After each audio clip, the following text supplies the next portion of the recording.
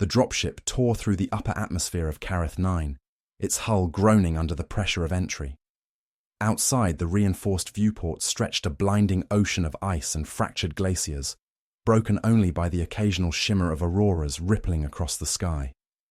The world below seemed dead, frozen in time and silence. The Galactic Survival Academy had chosen it for that very reason.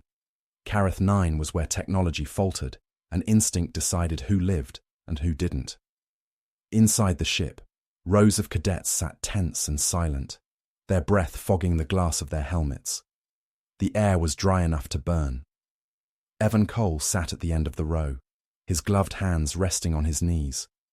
The faint hum of his life support pack pulsed against his back, rhythmically flickering green.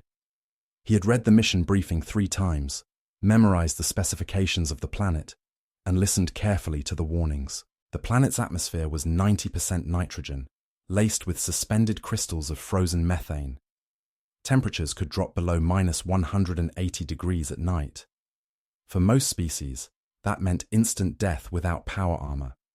For humans, it meant a challenge. Evan had grown up in northern Canada, where his father taught him to build snow shelters and read the wind. It felt like a lifetime ago, but now those memories stirred like old ghosts. When the ship's landing struts touched the frozen ground, the cabin filled with the sound of pressure seals disengaging. The instructor, a towering insectoid from Yikaresh, turned to face the cadets. His mandibles clicked sharply, his voice echoing through the comms with authority. "Cadets, your assignment is simple. Survive the night. No energy cores, no heating systems, no shelters from the ship. You will use what the planet gives you. If you die, you fail. If you live, you prove you are worth training." The metal hatch opened, and a blast of frost swept through the cabin. The wind carried a low, endless howl that reminded Evan of winter storms back home, only colder, unnaturally cold, as if the planet itself rejected warmth. The first step outside was like stepping into a void. The air felt thick, heavy, and dry, and even the most advanced exosuits struggled to adjust. Evan's visor clouded instantly, forcing him to wipe it with his glove. The ground beneath his boots was solid ice mixed with powdered snow that squeaked under pressure. Around him, the other cadets, dozens of species, scaled and feathered, armored and furred, fanned out in confusion. Some began scanning the horizon with thermal sensors. Others activated internal heaters that whined loudly in the silence. The landscape stretched infinitely in all directions, a world of silver plains and frozen ridges, with no sign of life.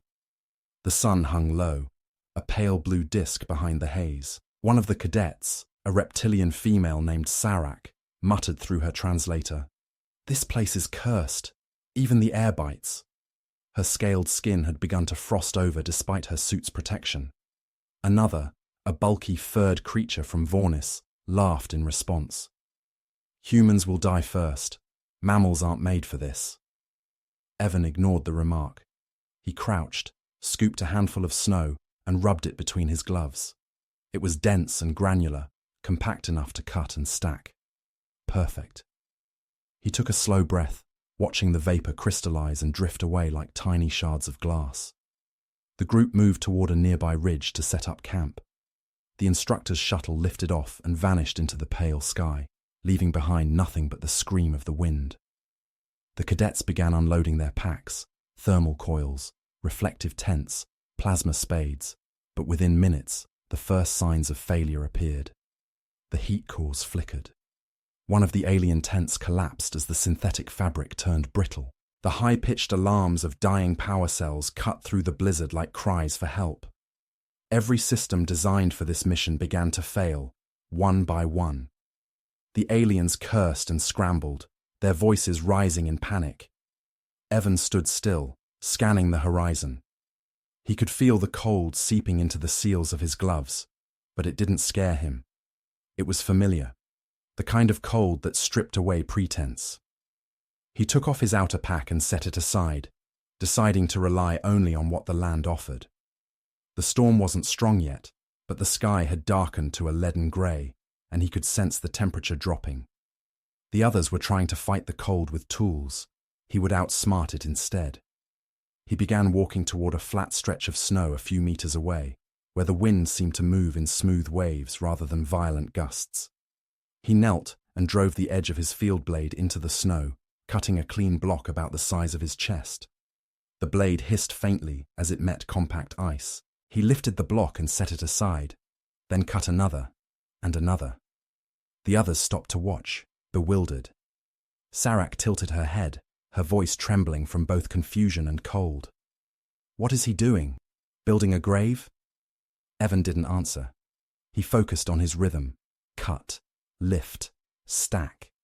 Each block interlocked with the one before, slightly angled inward. Within minutes, a low wall began to take shape. He worked quickly, efficiently, moving with the precision of someone who had done this before. The aliens mocked him at first, but the wind soon silenced their laughter.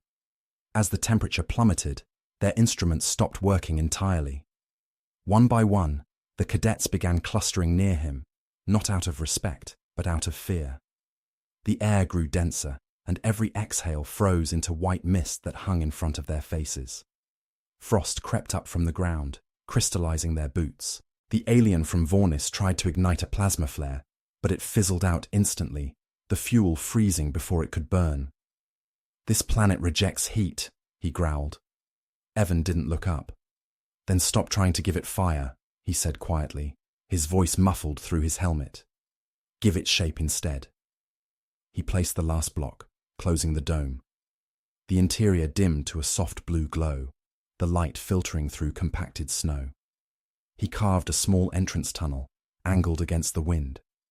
Inside, the air already felt different, still frigid, but bearable. The snow trapped the little warmth his body produced, creating a pocket of survivable air. He crawled inside and sat with his knees drawn up, listening to the faint creaks as the walls settled.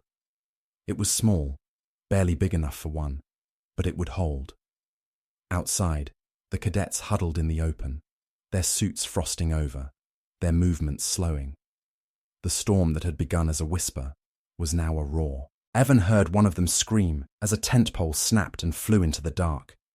He hesitated for a moment, then crawled out and gestured toward his shelter. "Inside," he said, pointing. The nearest cadets stared in disbelief, but didn't argue. One by one, they began crawling into the igloo, pressing close together for warmth. The walls trembled slightly, but held firm. Inside, it was almost quiet. For the first time since landing, Evan allowed himself to relax. He could hear the muffled howl of the wind above, but inside the curved snow dome, it sounded distant, almost gentle. Condensation gathered on his visor. He wiped it clean and exhaled slowly. His breath no longer froze instantly. The others looked at him with a mixture of confusion and awe, realizing that this primitive structure had done what their advanced technology could not. In the dim light, Evan closed his eyes and thought of his father's voice, steady and calm, teaching him that snow wasn't the enemy. It was insulation, protection, survival. He smiled faintly. The galaxy might have forgotten such simple truths, but he hadn't. Outside, Careth 9 howled in vain, and inside, humanity endured once more. The storm did not stop, it evolved. By the second hour, it became something almost sentient, each gust hitting with rhythm, as if the planet itself were breathing through the cracks in the ice. Evan could feel the vibration of it through the snow walls, like a low growl rumbling from the heart of the moon. Inside the igloo, the air was bearable but thin. The small space pulsed faintly with the bluish light filtering through the frozen walls. The cadets sat in tense silence, their faces pale, their alien eyes wide with disbelief. Steam rose from their breath and curled around their visors. None of them had expected to survive the first night. Evan sat nearest to the entrance, his back against the curve of the wall, listening to the muffled rage of the blizzard outside. The structure creaked, but did not yield. The wind clawed at the dome, screaming across the frozen plains, but every blow was softened by the snow's own resilience. He understood that. The snow wasn't weakness, it was memory frozen in form, a pattern that bent without breaking. The others had stopped shaking only because the air inside had stabilized. His idea had worked, at least for now. Sarak, the reptilian female who had mocked him earlier, shifted uneasily and whispered, "This thing, it holds. How?" Her voice trembled from the cold and confusion. Evan turned his head slowly, his eyes calm behind the visor. "It's the shape," he said. "Each block leans on the next. The pressure makes it stronger. The snow traps air. Air keeps us alive." She blinked, clearly struggling to understand. On her world, cold was poison. Heat was life. She could not imagine trusting frozen water to protect her. One of the furred cadets, a Vornian named Kor, grunted and rubbed his hands. His claws scratched against his helmet as he muttered, "You talk as if the snow listens to you." Evan smiled faintly. "It doesn't listen. It obeys when you understand it." The alien's snarl softened into something like respect, though he would never admit it aloud. The others stayed quiet. The silence that followed was thick, almost sacred, broken only by the wind's distant roars and the occasional drip of melting frost from the ceiling. Evan checked his internal suit readings. The temperature had stabilized at -30 inside, cold but survivable. Oxygen levels were low but manageable. He glanced at his portable beacon, which blinked faintly, its battery slowly draining. The Academy's rule was clear: no external aid, no distress signals. He wondered briefly if the instructors were watching from orbit, waiting to see who would break first. He imagined the insectoid commander smirking behind a control screen, confident that humans would fail like every other species that had tried before. The thought made him quietly determined. He had no intention of dying here. Hours passed. The storm outside raged longer than anyone predicted. The sound of it became hypnotic, like waves crashing against a shore made of ice. The cadets drifted in and out of uneasy rest, conserving energy. Evan stayed awake, his instincts refusing to let him sleep. He knew storms like this didn't just end. They shifted direction, built pressure, and returned with more fury. He felt the faint tremors in the snow, signals of movement across the surface. Something was changing out there. He crawled through the short tunnel that served as the entrance and peered outside. The world had vanished under a white haze. The air was full of floating crystals that shimmered like ground diamonds. The sky above was invisible. Only the wind existed, shaping everything in its path. He moved slowly, his boots sinking with each step. The igloo behind him glowed faintly, a fragile pulse in a planet that knew only stillness. He walked a short distance, studying the terrain. The snow had shifted in layers, forming new ridges where the wind had carried weight. The planet's surface was alive, an ocean of frozen dunes in constant motion. Something caught his eye, a dark shape half buried in the snow about 10 meters away. He moved closer and uncovered part of a fractured metal plate, the remains of another cadet's shelter. The edges were burnt, and the metal was frozen to the ground. He recognized the Academy's mark on it. Someone hadn't made it. The idea sank into him like a stone in water. He didn't know which team had landed nearby, but the realization that others were dying while he and his group had warmth filled him with a heavy silence. He stood there for a while, letting the wind tear at his suit, before returning to the igloo. When he crawled back inside, Sarak looked up sharply. "You left?" she asked, her voice cracking with something between fear and disbelief. "The storm could have taken you." Evan shrugged off the ice on his gloves. "Someone else's camp didn't hold. The storm's shifting direction. We need to reinforce the walls." Kor tilted his head. "Reinforce? With what?" Evan pointed to the entrance. "Snow. Always more snow. The more you use, the stronger it gets."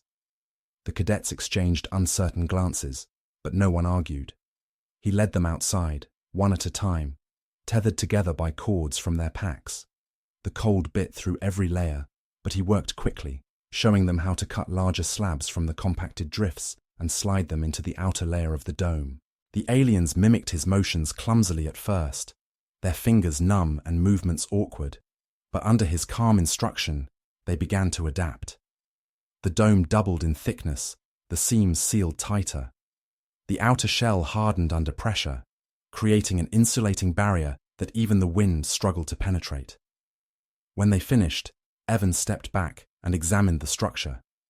It looked more like a small hill than a shelter now, perfectly blended with the landscape. "Good," he said quietly.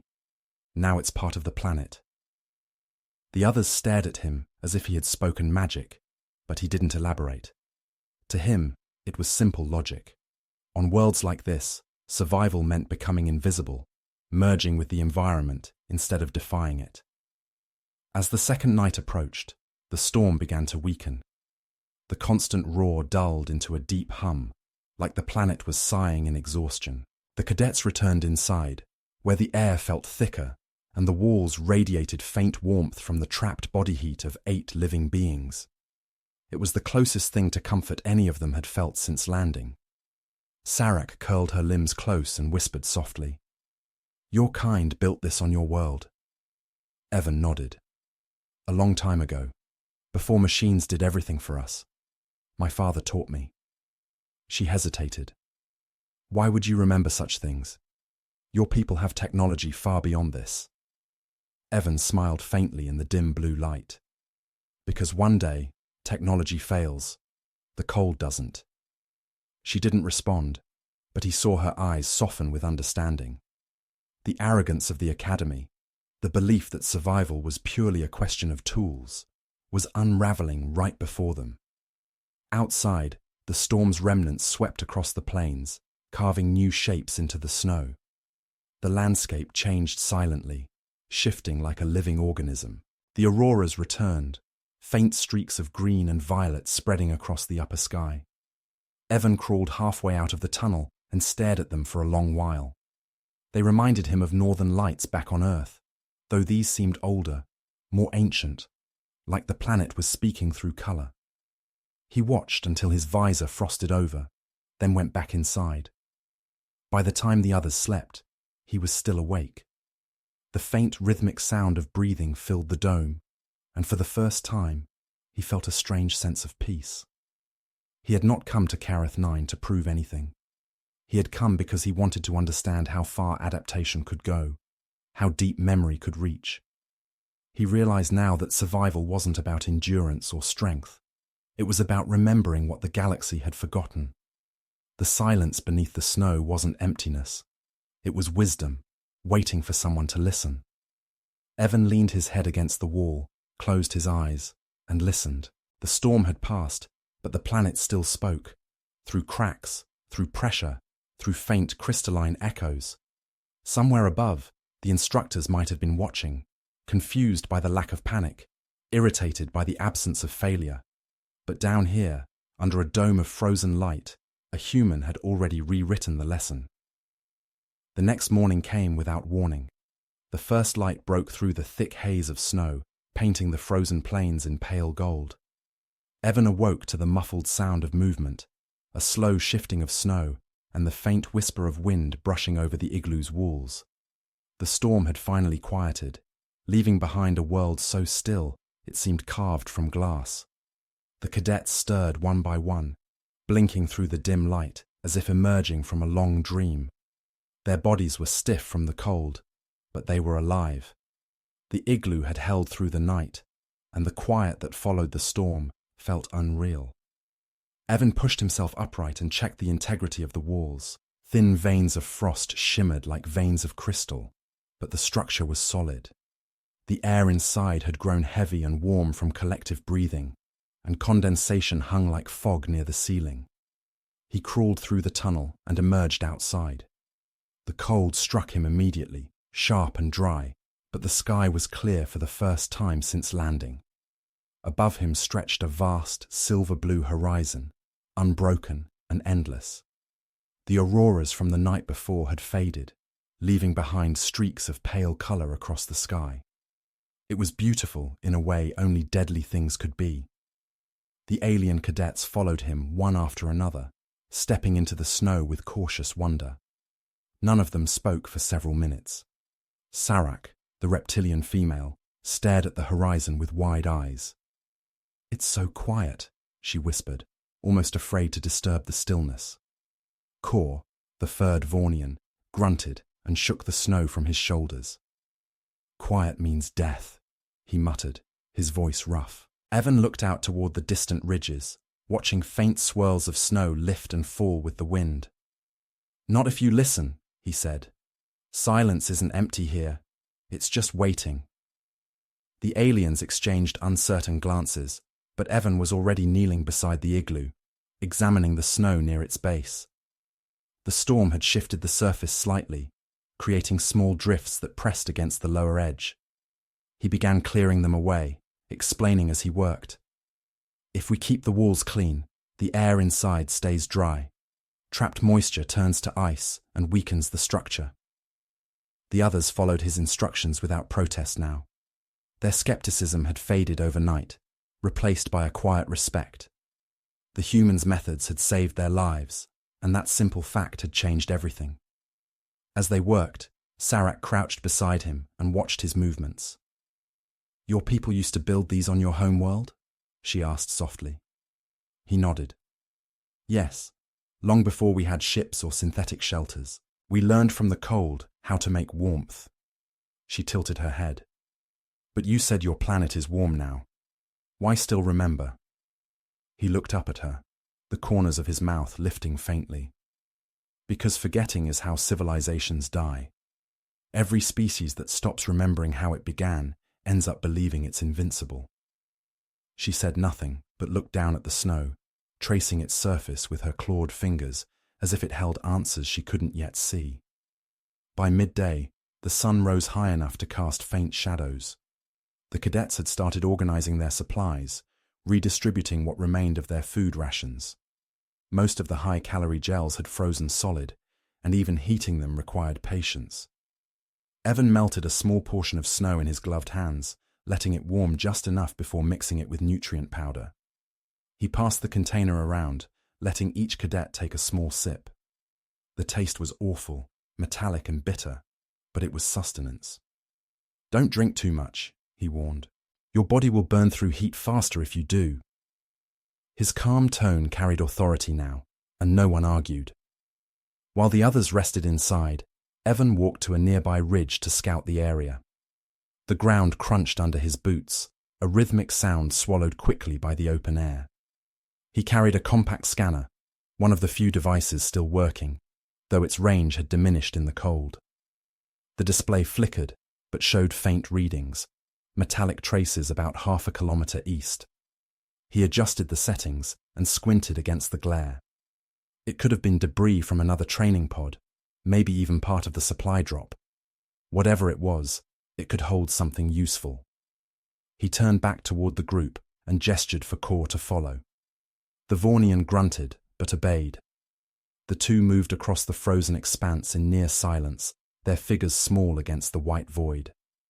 The planet stretched endlessly, its surface rippled by ancient wind patterns. Every few steps, Evan glanced at the scanner, following the signal. They reached a shallow depression where shards of metal protruded through the snow. He knelt and brushed away the ice, revealing the half-buried hull of a crashed drone. Its once sleek surface was corroded and cracked, likely destroyed during the storm. Scouting drone, he said quietly. If the core's intact, we can use it to map the area. Kor helped him dig around the wreck until they found the core housing. It was half frozen, its casing split open by the cold, but the memory unit remained sealed. Evan pried it loose and checked the interface port. Still operational, he murmured, a note of relief in his voice. The Vornian tilted his head. You trust ancient machines as easily as you trust frozen water. Evan smiled faintly. Machines break when you push them too far. Snow bends and holds. The trick is to know which one you can rely on longer. By the time they returned, the others had reinforced the shelter and gathered near the entrance. Sarak greeted him with cautious optimism. Anything? She asked. He held up the small core. Maybe. If I can access the memory, we'll have a layout of the terrain. He set it down on a flat piece of metal and connected it to his portable pad. The holographic display flickered to life, projecting a map, most of it static and unreadable, but a few coordinates glowed clear. One of them marked a thermal anomaly roughly 2 kilometers away. Evan leaned closer, narrowing his eyes. That's either geothermal activity or the remains of another team's drop zone. The mention of warmth caught everyone's attention. Kor's ears twitched. If there's heat, we move, he said firmly. Sarek hesitated. We don't know what's there. Evan nodded in agreement. We'll rest first, move when the wind dies. If it's a heat vent, it might save more than us. His voice carried quiet conviction, and none of the others challenged it. The leadership he never sought had naturally settled on him. That night, as the others prepared to sleep, Evan sat at the entrance again, watching the horizon. The stars were brighter here, sharp and cold, glittering like shards scattered across black glass. He thought about the geothermal reading, the map coordinates, and what waited out there in the frozen expanse. Carith 9 was unpredictable. It gave nothing freely. Every victory demanded something in return. He tightened the seals on his gloves and pressed his hand against the snow wall. The cold seeped through, but not deeply enough to hurt. He closed his eyes and listened to the faint hum of the wind beyond. Sarek joined him quietly, her movements light. You don't sleep much, she said softly. He shrugged. Habit. She studied him for a moment, then asked, Why do you help us? You could have built your shelter alone. He looked at her, his gaze steady. Because survival doesn't mean isolation. On Earth, people froze when they stopped trusting one another. She nodded slowly, her expression thoughtful. On my world, trust gets you killed. He smiled faintly. On mine, it's the only reason anyone's still alive. The conversation faded into silence, but it lingered between them, fragile and real. When she finally went back inside, Evan remained where he was, staring into the distance. The air shimmered faintly above the horizon where the anomaly waited. It might have been heat, or it might have been another trap set by the Academy. Either way, it didn't matter. What mattered was that he would go there. He had already proven that humanity could endure the cold. Now, he would show that it could adapt faster than anyone imagined. As he returned to the shelter, the faint reflection of his igloo flickered across his visor, a small glowing dome of light in an endless world of ice. It was fragile, temporary, and alive. It was a reminder that sometimes the oldest wisdom held the greatest power. The shelter stood as a bridge between worlds, between the arrogance of the Academy's technology and the quiet strength of those who remembered how to survive with nothing but their hands, their breath, and their will. When dawn came again, it brought a strange calm that felt almost unreal. The wind had fallen silent, and the air hung still, as if the planet itself was holding its breath. A faint mist hovered above the frozen plains, glowing faintly under the pale sunlight. Evan stepped out of the igloo, blinking against the light that reflected off the endless white. The landscape that had once been violent and shifting was now eerily motionless. Even his footsteps sounded different, no longer muffled by swirling snow, but sharp and echoing through the still air. Behind him, the alien cadets began to emerge one by one. Their movements were slow, cautious, as though they feared the quiet more than the storm. Sarek was the first to speak, her voice barely above a whisper. It's beautiful, she said, her breath curling into silver mist. Kor followed behind her, squinting at the distance. Or it's just pretending to be. Worlds like this don't rest. Evan didn't respond. He knelt and picked up a handful of snow, letting it sift through his gloves. The crystals caught the sunlight and broke it into tiny fragments of color. For a moment, it reminded him of home, the frozen lakes of his childhood, where the world seemed infinite and still. But here, the silence carried a weight that pressed against his chest. He looked toward the eastern horizon, where the scanner had marked the thermal anomaly. It wasn't visible from here, just a faint shimmer far beyond the ridges. The storm had cleared enough to make travel possible, and he knew this was the moment to move. "We head out," he said firmly, his voice cutting through the quiet. "If the readings are right, there's geothermal heat 2 kilometers east. We'll reach it before nightfall." The others didn't argue. They packed what little gear remained functional, sealed the igloo entrance, and prepared to leave. Before they departed, Evan turned back to the structure one last time. The dome stood perfectly intact, its smooth surface blending into the snowdrift. It looked like it had grown out of the planet itself, part of its design. The human felt a strange sense of pride, and something else too. The igloo had become more than a shelter. It had been a teacher.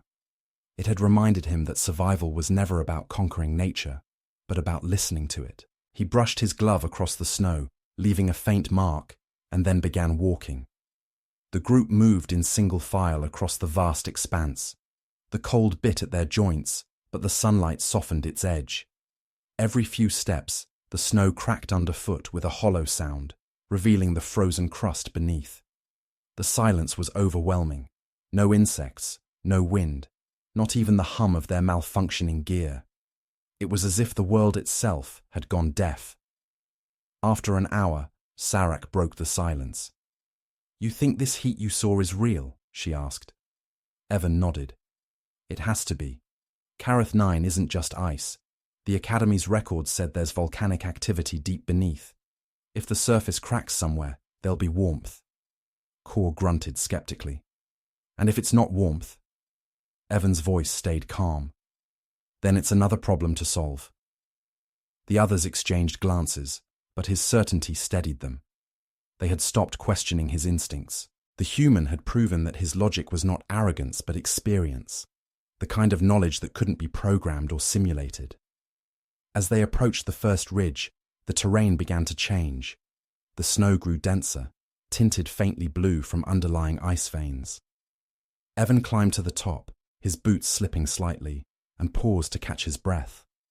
From the ridge, the view stretched for miles, an endless white plain scarred by distant fissures. He raised his visor and magnified the image. A faint steam plume rose from the far side of a valley, barely visible but unmistakable.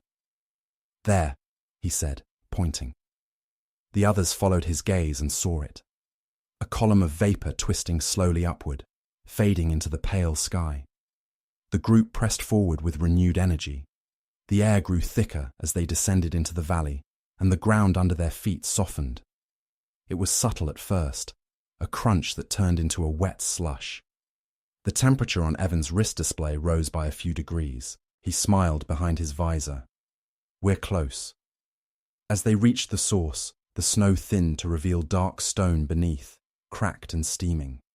Small vents hissed softly, exhaling thin streams of vapor. The ground radiated faint warmth, melting frost into glistening droplets that ran down the rocks. Sarak knelt and pressed her hand against the surface. Her eyes widened in shock. "It's warm. Real warmth." Kor crouched beside her, his breath heavy. "We could stay here," he said, almost pleading. Evan shook his head. "For a little while maybe, but we don't know how stable it is. Geothermal cracks can collapse or release gas. We'll take what we can from it, heat, water, and move on." He knelt beside a shallow pool forming near the vent. The water steamed faintly, rising from beneath the ice. He tested it carefully, then filled a small container. "It's safe enough," he said, his voice calm but focused. "The minerals might be heavy, but we can filter them." The group worked together to set up a temporary camp near the largest vent. Evan showed them how to use stones and snow to build a reflective wall to trap the heat, creating a small pocket of bearable temperature. As steam filled the air, it felt almost like being indoors again. The cadets removed their helmets for short intervals, breathing deeply, their faces flushed from warmth for the first time in days. Sarak leaned back, her scales glistening in the mist. "This place is a miracle," she said quietly. Evan looked into the rising steam. "It's balance. The planet kills, but it also gives. You just have to earn its mercy." For a while, Silence settled again, but this time it was peaceful. The aliens talked in low tones, sharing stories of their home worlds. Sciarak described deserts of red glass and wind strong enough to strip flesh. Kor spoke of frozen mountains that cracked open in lightning storms. Evan listened, smiling faintly. When they asked about Earth, he told them about snow that sparkled under streetlights, about the way silence felt heavy in winter forests, about the smell of pine and smoke. His words painted warmth into the cold air. Even Kor's usual gruffness softened. "You make your world sound like paradise," the Vornian said. Evan chuckled softly. "It isn't. It's just honest. The cold there doesn't pretend to be anything else." By evening, the group had gathered enough melted water to fill their reserves. The geothermal vent pulsed rhythmically, releasing bursts of heat that shimmered like breath. Evan sat beside it, studying the scanner core he had retrieved earlier. It now displayed a faint blinking signal, someone else's beacon nearby. He frowned. The frequency was unfamiliar, but the proximity was undeniable. "There's another team," he said, "not far from here." Sciarak looked alarmed. "Alive?" He shook his head. "I don't know, but we'll find out." The decision was made before anyone spoke further. When night fell, they would rest and recover. At first light, they would follow the signal. As the group settled down, Evan stayed awake, watching the mist rise from the vent. The heat had softened the snow, revealing small patches of dark rock beneath, signs that the surface here was thin. He touched the ground gently and listened. Beneath the surface, he could hear the faint rumble of molten movement, the heartbeat of the planet. It was alive, dangerous, but beautiful. He realized then that the test was never about surviving the storm. It was about listening, to the world, to instincts, to one another. The Academy had sent them here to measure endurance, but the real lesson was humility. No machine could teach that. Only a place like Kareth 9 could. Evan smiled faintly, the corners of his mouth barely moving. He didn't know if the instructors were still watching, but if they were, he hoped they saw what the test had truly revealed. As he closed his eyes, the last thing he heard was the soft hiss of steam and the faint crackle of shifting ice. The storm was dead, but its memory lingered in every breath. The cold had tested them, and the planet had spoken. Humanity had listened. The night near the geothermal vent passed without incident, and for the first time since landing on Kareth 9, the air inside the camp was not filled with fear. A gentle warmth radiated through the stone and melted patches of ice around them, turning the ground into small mirrors that reflected the faint shimmer of the stars above. The alien cadets slept soundly, their bodies finally at rest, but Evan remained awake. He sat beside the vent, his scanner glowing dimly in his hands, eyes fixed on the blinking signal of the unidentified beacon. It pulsed like a heartbeat, slow, steady, close. The thought of another team surviving, or perhaps not surviving, pulled at him. He could not ignore it. When morning came, he was already standing, his pack sealed and ready. Sciarak stirred first, stretching her limbs stiffly and blinking against the pale light. "You're leaving?" she asked, her voice heavy with sleep. He nodded. "The signal is near. I'll check it out and return before dusk." Kor pushed himself upright, his fur matted with frost. "You shouldn't go alone," he grumbled. "If something happened to that team, the same could happen to you." Evan smiled faintly. "Then I'll know what to expect." His tone was calm, but behind it lay the quiet certainty that always seemed to steady the others. Sciarak frowned but didn't protest. "Be careful," she said quietly. He gave her a brief nod and started toward the ridge. The trek across the ice was harder than before. The warmth near the vent had softened the ground, and each step sank deeper into slush that refroze behind him.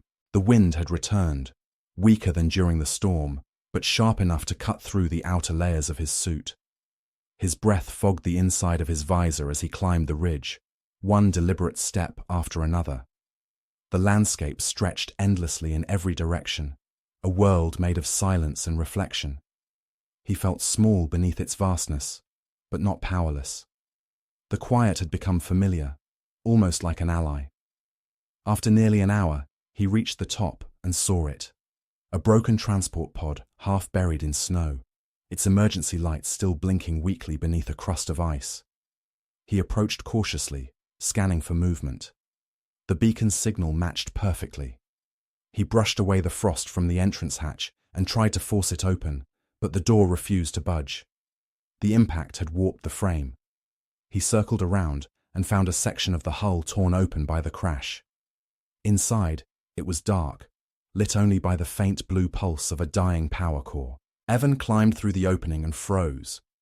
The interior was a wreck, equipment scattered, panels hanging loose, and frost creeping across every surface.